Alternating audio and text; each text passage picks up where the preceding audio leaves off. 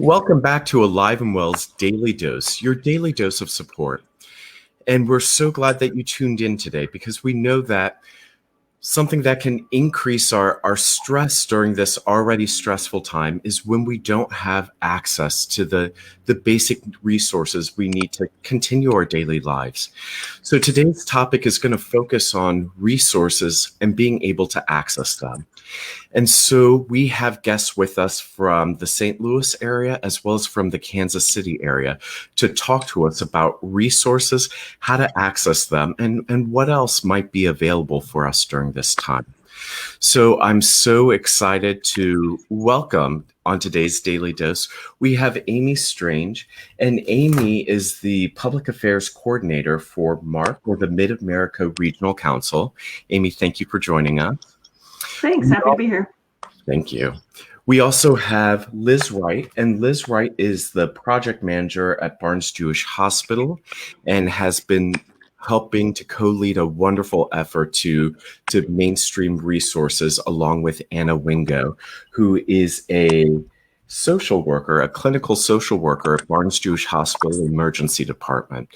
So a special thank you to all of you all as you share with us resources and really how to access them during this time. So I want to start off with a general question for all of our panelists today, and that's just, during this time, have you found that accessing resources has been difficult for some in our various communities? Amy, would you like to start for us? Sure. I'm in a unique position because we don't really provide any direct services to people. So I don't have a really good understanding of that across the Kansas City region right now. We're just doing our best to get people to the sites and direct them to the things that we think might be helpful at this time. Wonderful. And Liz and Anna, can you speak to the St. Louis area, what you've been seeing? Yeah, so I have a couple of different perspectives of the feedback that I do hear from the patients as well as what we've been seeing in our Facebook group. And I would say, as far as the community resources that have been created, a lot of the new resources, a lot of the grassroots resources, I think a lot of people are able to access those for the different supplies that they need right now. I would say right now where people are struggling is where they have been struggling here in St. Louis with the government resources, as far as what people are applying for unemployment benefits, Medicaid, SNAP. It's something that I think people have struggled for a long time here in St. Louis with making sure that they get what they need in the timely manner. And I think recently it's gotten a little bit harder with office closures, a huge influx of people now applying for that. So I would say what people are getting from other community members has been really great, as far as what they're getting from the state, from local governments, from federal governments. It's a little bit harder, which it's already hard normally. So yeah, I have to agree with that. I think what's been interesting is, there's definitely certain groups that were used to reaching out to a lot of these different nonprofits and community resources with a lot of needs already. What we're seeing is other groups now needing those same needs. So I know it's definitely putting a strain on some of our traditional social support services. So I can think of like our food banks are seeing really increased demand right now at those different locations that we have here. And I really wouldn't be surprised if several of our other nonprofit and support type services are really seeing an additional strain and kind of demand right now. So it has been, I would say, interesting to watch so far. I am curious to see kind of how it evolves over the next month or so. Yeah. Well, thank you to all of you all for your work. And what we'll do is, moving forward, we'll talk a little bit about St. Louis, and then we'll move from St. Louis region to then talk about the Kansas City region. So Anna and Liz, can you start to talk to us about the St. Louis region, what you found? Because I know you've done a lot of work here, especially in kind of polling the community to see what resources that they need. Yeah, definitely. So we actually started in this about 2 weeks ago. We realized it feels like it's been a little longer, but it has only been 2 weeks. Basically, one weekend, I happened to be an early riser, and I woke up at around 5:30, and was immediately like, "Oh my gosh, we have to do something." So I start brainstorming. I start kind of seeing what's out there, and luckily, Anna had posted on Facebook that she was trying to compile resources and things really for our community that is already in need, and of course for those folks who are going to need stuff. So I immediately outreached her. Just a little background. Anna and I actually used to work kind of on the front line together at Barnes as social workers. So I was immediately like, yes, here's my social work friend. We are going to do this. We are going to figure out what we need to do. Initially, we really thought, oh my gosh, we need to help make sure that our students have the food and resources they need when they transition out of school. We luckily saw that a lot of our schools and systems were already providing that support. So we kind of shifted our attention a little bit more to maybe some other areas. With that, we realized pretty quickly that there were a lot of different groups that initially we hadn't thought about. But very quickly kind of shifted our focus to really focusing on, what do people actually need and what can they provide? So with that, we went ahead and did what we have been trained to do. We're trained not to create a resource if we don't know there's a need for it. So that's really what drove us to create this needs assessment. And we figured the best way to get it out there would be through Facebook, just, a public platform.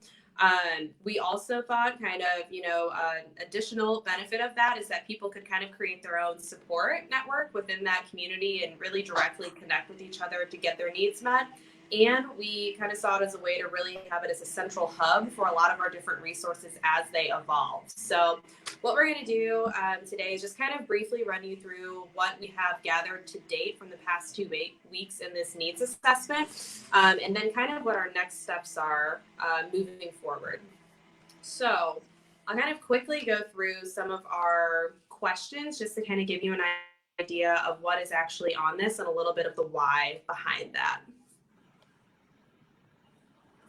So, again, kind of our purpose is really to gain a better understanding of what our needs here in the St. Louis community are and what people are able to provide. We did have some demographic type questions related to, people's primary source of income. What does that look like? Are they salaried? Are they hourly? Or do they own their own business? Things like that, just to give us a better understanding of who is actually going to be impacted and a little bit about how they'll be impacted. And then we did have a pretty good turnout. We had about 100 survey responses, so we feel very proud of that. We're very grateful for people just being willing to take a few minutes to fill out the survey and just let us know what is going on in their lives. And another fun thing that we included on there was just a section for people to really just leave just kind of their thoughts in general, anything that we missed, any of their recommendations, anything like that we'll get into a little bit further down the line. So on the next slide, you'll kind of see some of our questions. I mentioned the salary one, kind of asking people to generally describe, what kind of sector are they in, basically, is it real estate, transportation, and so on, just to, again, kind of build a better picture of who we're actually getting feedback from. As you see on the next one, we really broke down into different needs primarily, which we'll explain a little bit further on in terms of our results. We also really looked at, if you needed assistance, is it actually available? We felt that was a big one. As we mentioned before, a lot of our folks who are out there, even though they have these needs, I'll say pre-COVID, are we seeing more people having those same needs at a greater rate, which I think we definitely are. We also did include a section on here, as you see, hey, maybe you already have some of these needs met. Are you able to offer that to other folks? And we wanted to kind of throw that out there as an option for people if they were, recognizing that they're able to provide a service to some folks who maybe just don't have access to things, and if they're, of course, willing and able to do that. So with that, I'm going to actually shift it back on over to Anna, and she is going to run us through some of our data results. Yeah. So if we want to look through what we have, you can see most of our respondents were hourly. We had a lot for when it came to what area they worked in. We had a lot of people from the other section, and so that kind of shows us that maybe we weren't thinking broadly enough for like how many people are actually being affected. When we were first, coming up with the needs assessment, we were thinking, of course, people in healthcare are going to be affected. They're going to be their daily work is going to change. We're losing service, hospitality workers, teachers, but it just shows us with how many people said other, how many are actually affected. So if you want to go ahead and switch down to the different analysis that we have. So these numbers that we have for how many people responded for the needs, we're going to go through and break down each one, especially compared to what people were able to provide. You can see quickly that the largest need is a supplemental income, which makes a lot of sense right now that a lot of people are losing their jobs. A lot of people, their income has completely changed. Whether it is because it's a non-essential business or because they're homesick, we're seeing those numbers rise too. That income, followed by food, that was one of the higher demands too for what people need. And then we'll go through each one to see what all they mean, what all the responses together mean in terms of resources that are available and connecting people with them. So if you want to go ahead and move on to our analysis. Yeah, so some interesting just kind of tidbits, things that we noticed. We did have, almost all folks answer questions related to demographics. We did see a slight drop off in our responses when it got into the sections about different needs that people had and things they were able to provide. So we do just want to call that out. Like, yes, we did have 100 respondents. We did, though, have a drop off, which I think is just kind of normal for a majority of surveys. You're not necessarily always going to get that consistent answering through the entire thing from the entire group, and that's okay. And like Anna said, I think there's definitely some opportunities with this needs assessment to kind of broaden some of these categories that we had initially put in there, given how things have shifted and changed already in the last 2.5 weeks. So with that said, we're going to go ahead and get into our metrics and talk about that. So this is the exciting part, everyone. So some exciting stuff on here. Was really more related to the community's response to some of these needs. So I think, to no one's surprise, income is a huge need right now for several people. There's always our populations who are always in need of additional income and resources, but we are seeing a lot of different sectors who are now laying people off, or small businesses are unfortunately having to close. Those things are definitely happening. We're seeing increased need here. So what has been interesting with this group is the amount of different fundraising opportunities that have come out, things that people have created. There's, of course, several different GoFundMes, different community organization funds that are out there. I think our question right now is really, are these coordinated in a way so that these resources are equitably distributed to people? That is always my question when I see these. I do love them still, though, because I think they serve a need, but I question, could we do more in terms of coordinating? Everybody does have a question about what funds should they donate to make sure that their money is being used in the best possible way. One, through a larger organization like the United Way, who is partnering with the St. Louis Community Foundation for different funds for COVID-19 specifically. That is one that you know that you can trust that money is going to be distributed in a very fair way to where that they're going to maximize their funds. And another fund I wanted to point out that I added for this picture down at the bottom is the Lunches for Clinicians. So it is a GoFundMe, and I know that we talked about a lot of the GoFundMes, but this is one I know the creator themselves, Bailey. She's one of our speech therapists. This, I think, is a great way of helping out the community, because instead of just saying, I'm raising money and I'm going to give it to people, she said, I'm raising money and we're going to use that money. We're going to buy food, buy lunches, so that we're still supporting restaurants, and we're going to take it straight to the clinicians in the hospital. So she has found a way to where you can trust where the money is going wanting to support local businesses and wanting to support healthcare providers. So that's a fund that I feel like she thought very creatively of how to maximize the contribution she was getting. That is awesome. One quick note kind of about income before I forget.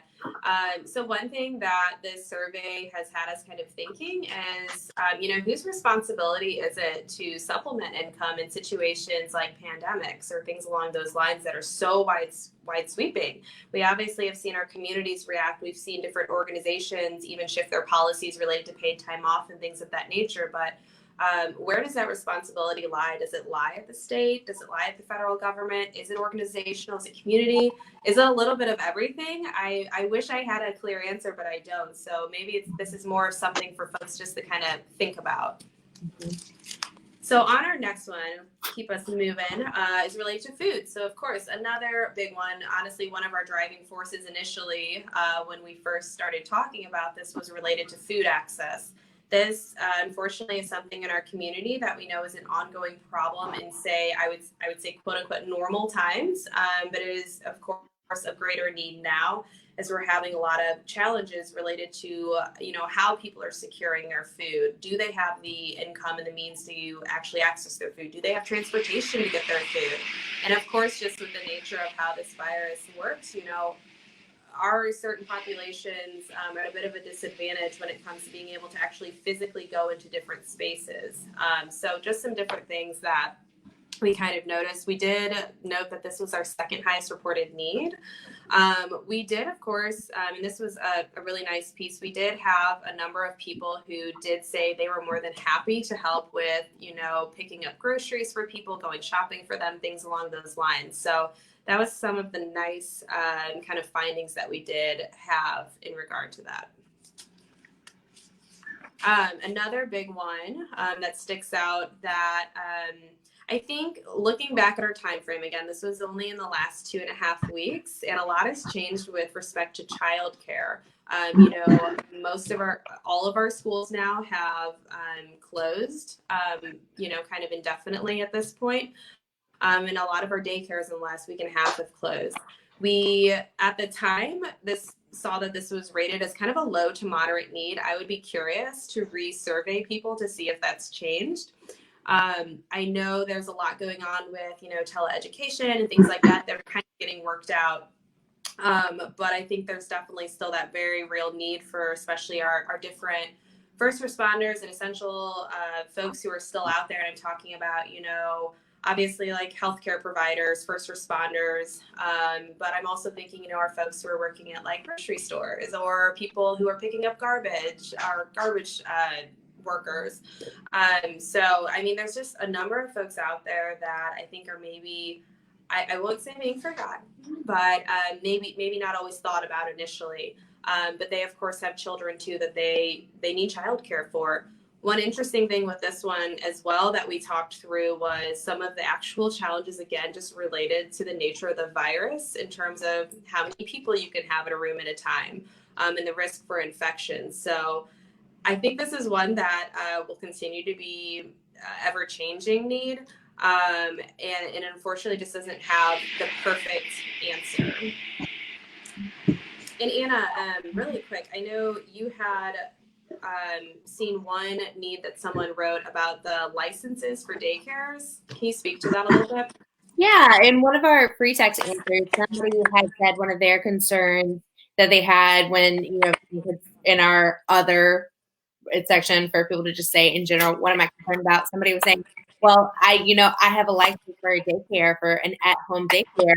What do I do if I don't get enough kids to come because of what's going on? And it was just another layer of employment concerns that we hadn't thought about initially. That is not one of the glaring employment concerns of somebody who does have an at-home daycare, that if they aren't able to continue their license that they have because they don't have enough kids coming into their at-home daycare, it's another big concern that, that's something that the state we'd like to see a response to, for what they're doing for all these licensed businesses to make sure that people aren't losing their license because they don't have enough, people coming into their daycare not at fault of their own because that they, people are keeping their kids at home or, what other strategies people are coming up with. So it's just it just shows all the different layers that people are experiencing right now.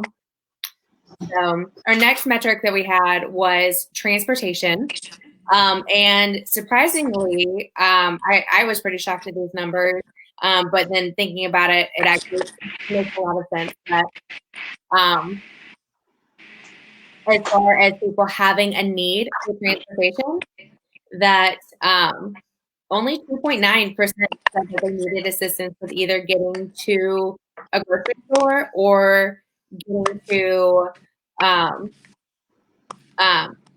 doctor's appointment. But there was a lot, it was one of the higher rated needs for people able to provide that service, that a lot more people were able to say, hey, I will take someone to their doctor's appointment or to the store, than is actually a need. And this is an example of why we want to do a community needs assessment. We want to know what people are actually experiencing. So we're happy to have done this assessment instead of, going out there and promoting a big resource to take people to grocery stores or doctor's appointments. So as far as why that is, why we saw such a small number, it could be a number of different reasons. That people aren't wanting to get into strangers' cars right now. People want to keep that social distance. And so having somebody bring groceries to you is a better option. A lot of those outpatient follow-up appointments are being canceled. And so we're not seeing as many people having that need in general for getting to appointments. So that's interesting. Liz and I both work in healthcare, and it's one of our big concerns. How are people going to get to follow-up appointments? Well, it just shows that in today's times, in those pandemic times, that it's not as big of a concern for getting to those appointments because those appointments aren't happening right now. It also could be that our sample size didn't capture the vulnerable population that we know in St. Louis from other community needs assessments, that there are a lot of transportation needs in St. Louis that maybe we're just not seeing right now or didn't capture in our respondents that we had. So it's also great to point out that the Metro is not enforcing their funds for buses right now. So that could be something that could be taken into account, that people aren't needing that transportation because they're able to ride the Metro for free, or the Metro bus for free right now.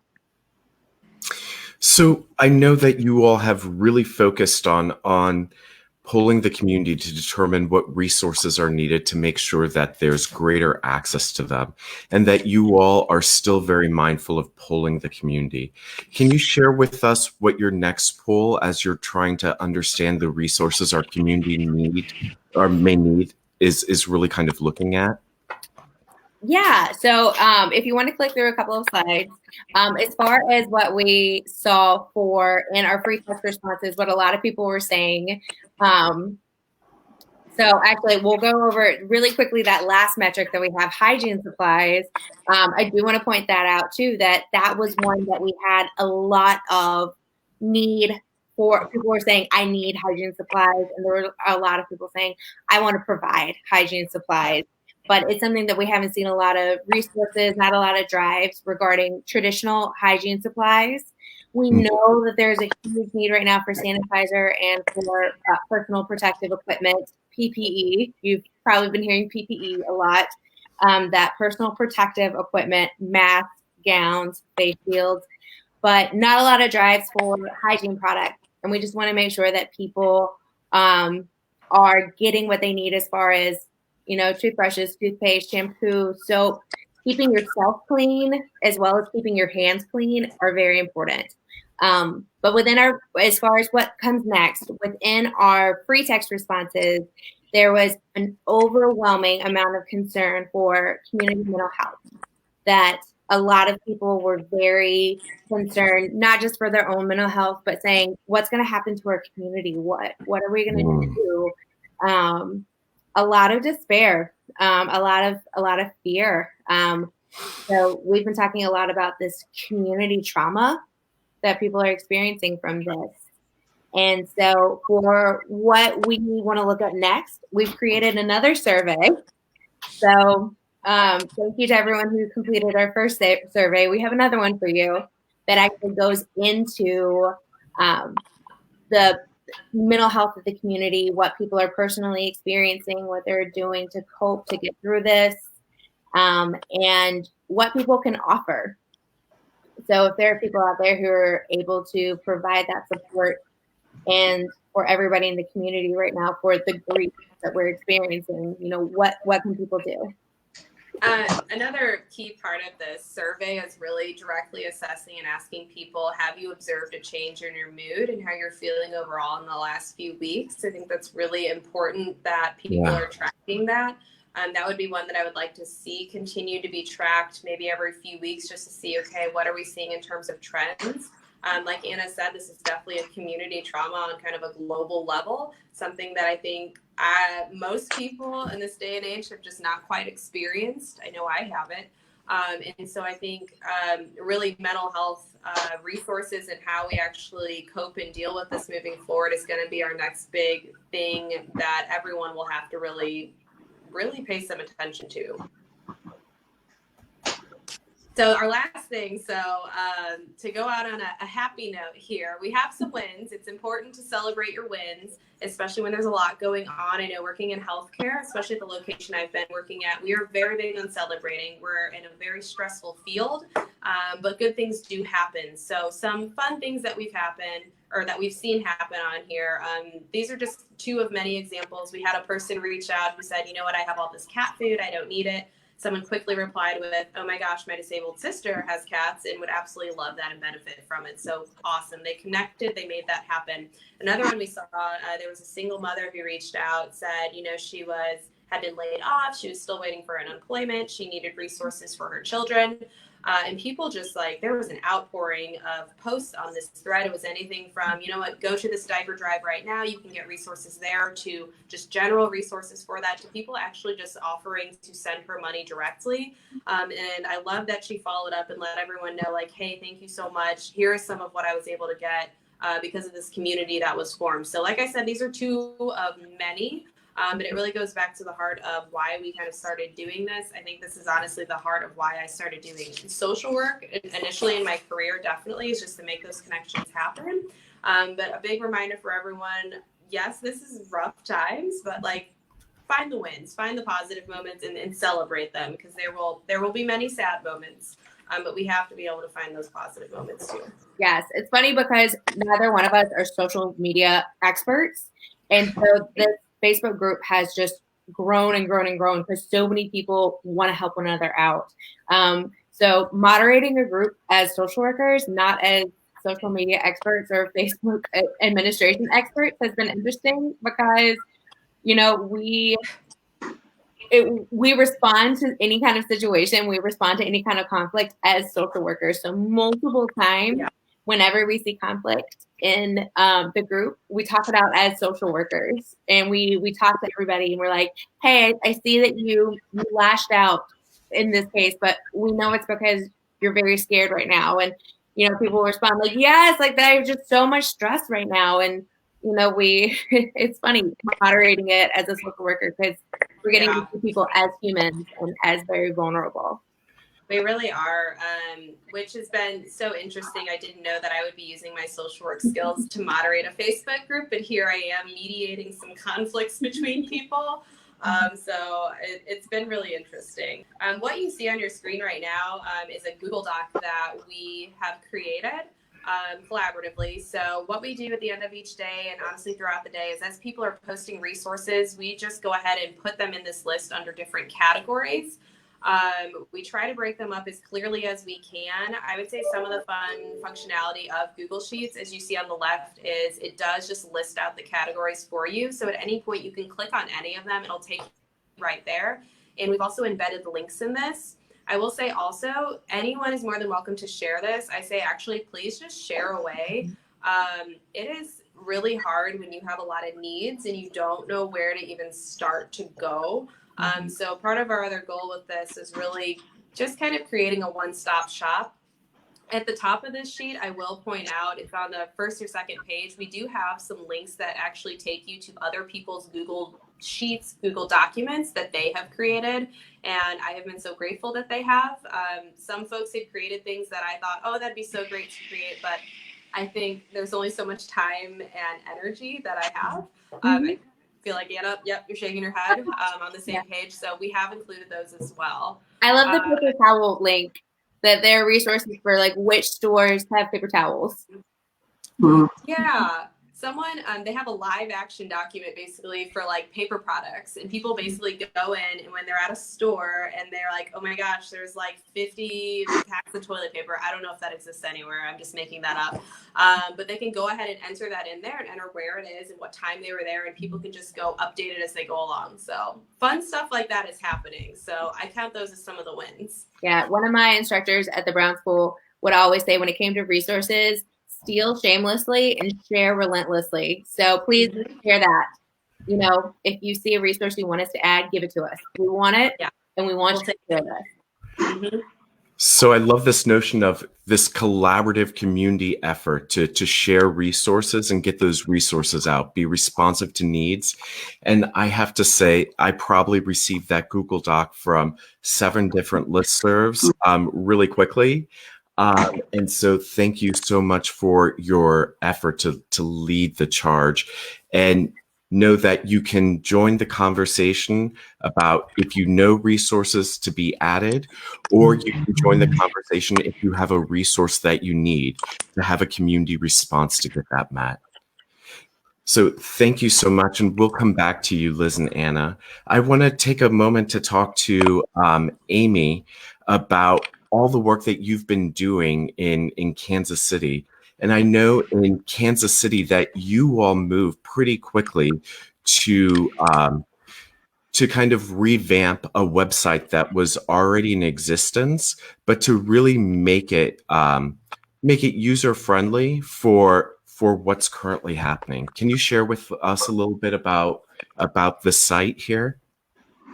Sure. So this is, excuse me, this is actually the Mid-America Regional site, and I'm going to talk more about Prepare Metro KC, but I work for the Mid-America Regional Council. So like I said earlier, we don't really provide any direct services to folks, but we are the regional planning organization for the Kansas City region. So that means we have 2 states, we have 9 counties, we have 119 cities. And we bring all those folks together, both elected officials and city staff, and then of course businesses and other nonprofit organizations, to think about and solve for problems at a regional level. So we do everything from coordinate Head Start programming to area agency on aging. We coordinate the regional 911 system so that no matter where you are in the region and you call 911, you get the quickest, most efficient response. We share we provide a forum for local governments to share resources, and we do transportation planning for the region as well. So you can imagine that's a lot of players and a lot of moving parts to bring together. And so specifically when this all started happening, obviously our emergency services group is playing a large role in how we're responding. We had existing committees of emergency managers and public health folks that immediately jumped into action.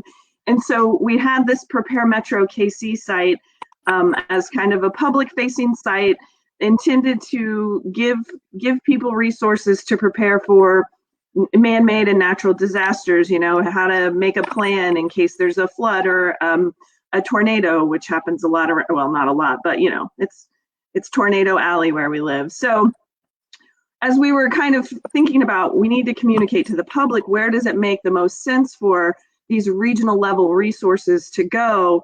We turned to this site and started putting as much a moderate amount of information, because, you know, as you saw the Google Doc earlier, that's a really impressive amount of information, but we wanted to make sure we were targeting our resources specific to this site to give people, direct people where they need to go. So you can kind of see at the homepage there, we have the message about staying at home. It's obviously very important. And then that first link there is prevent the spread. So what that's going to do is share information about prevention measures, all the things about washing your hands and staying 6 feet away from folks. We obviously have a lot of links there to CDC information, and then some information about what to do if you get sick. It was really important for us to working with our public health folks to kind of communicate. Don't just go to the ER, you need to call your healthcare provider first. So kind of stepping through that process should you become sick. And then, yeah, always linking out to CDC and other reliable resources. So then we also had the get and give help section. So that kind of gets into more of the social resources. So a get help section.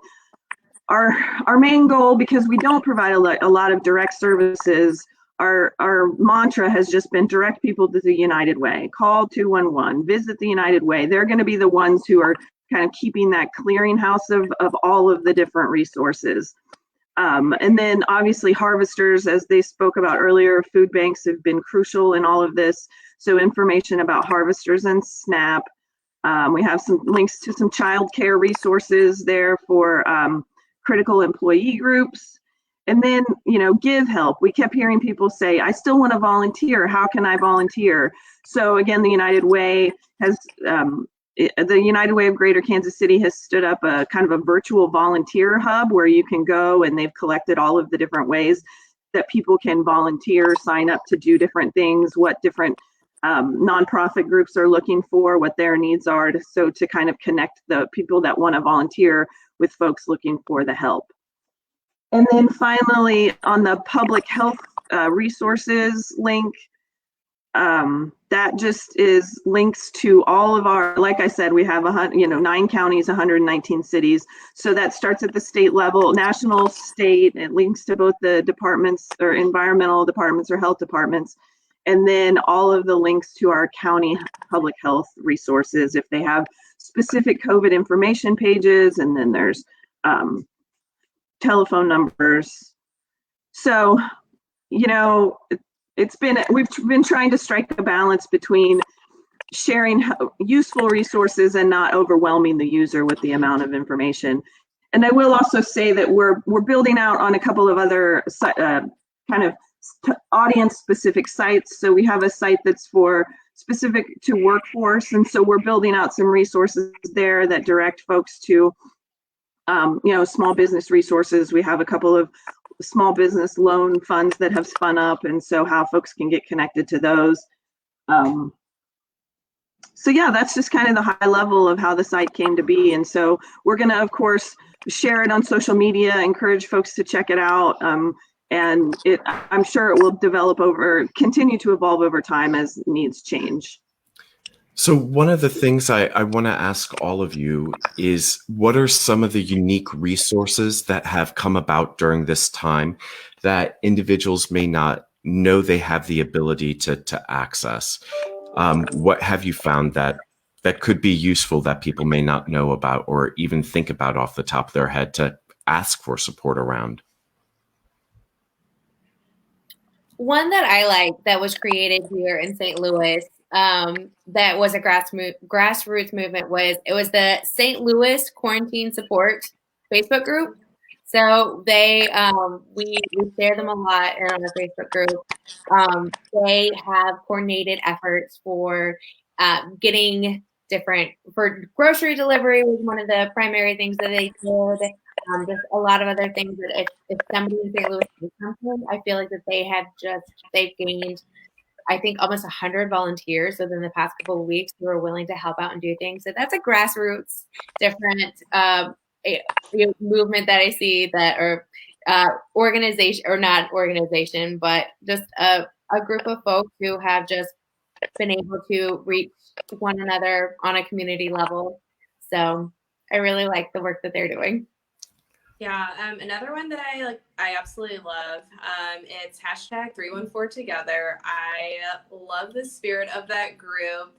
I'm familiar with the folks who started it. Definitely with like Elle with Yoga Buzz. And I just love the spirit of that group and just bringing St. Louis together. I see that as one that could stick around even after we're through all of this. At least I really hope it does. So that's been a fun one. I'm seeing a lot of telehealth pop up, which I am so excited about that. I hate that it's taken this to get there, but I am a huge fan of telehealth. There's just so many opportunities there. And I've really enjoyed all of the creative virtual hangout options that I see pop up, whether it's like virtual happy hours or virtual story time or, you know, just concerts. Like people are getting so creative, and I absolutely love all the things that people are putting out. I also, last thing, I saw this last night and I haven't explored it. I think Facebook has launched something similar to what I'm seeing pop up in different spaces where people can go in and actually say, this is where I live, like this is my zip code and this is my need, or this is what I can provide. So I think they're hopping into that as well. I haven't explored it, so I really can't speak to it or really say much more about it, but I'm excited to see that some of these larger organizations are really taking that initiative to kind of just help connect people. So wonderful. And something that I think is crucial to share is that people can get involved in all sorts of ways. That if they're finding that, you know, in this time of social distancing, they're wanting to volunteer their time, there are lots of different volunteer opportunities. And I love that on the Facebook group, you all have engaged in various volunteer opportunities, as well as on the Prepare Metro KC site that you've engaged people of how to become involved. And that a lot of options don't even require leaving your own home. So I want to encourage all of our viewers that if you want to get involved, check out one of these two sites to become involved, and know that it's not just about giving, tangibly giving things or having to donate money, that your time is of such value, and that you can do things like even making phone calls to individuals we know who may be isolated by themselves to make sure that everyone is connected during this time. So check out all of those resources. Now, I want to say thank you to all of our panelists for sharing this crucial information about how to access resources, how to access also information, because we know in a time like this, information is power. So for all our viewers who are tuning in live, or for our viewers who may be watching after the fact, your daily challenge today is going to be to somehow become involved. How can you become involved in either sharing the information that's out there, become involved by volunteering or donating of your goods and services if you have that capability? But recognizing that information is power, and during this time, we all need to be empowered. So share this crucial information with everyone, and we'll post all the links that our panelists have shared with us today in the feed below. So thank you to all of you so much for joining us, and thank you for the crucial work you're doing in your respective communities. I have to say that it's so important that we have access to resources during this already difficult enough time. And so the work you're doing is just amazing. And Liz and Anna, I know that you all are in the hospital and you're working longer shifts. So thank you also, in addition to not just providing these resources, for truly being first responders in our community. We thank you with all of our hearts. So that was our daily dose for today. Tune back in tomorrow as we talk about cooking and do some creative things with what we find in our pantry to make some delicious meals. So make sure you tune back in for that daily dose. And again, please share these vital resources, share that support with our community at large. Take care, and until tomorrow. Thank you, guys.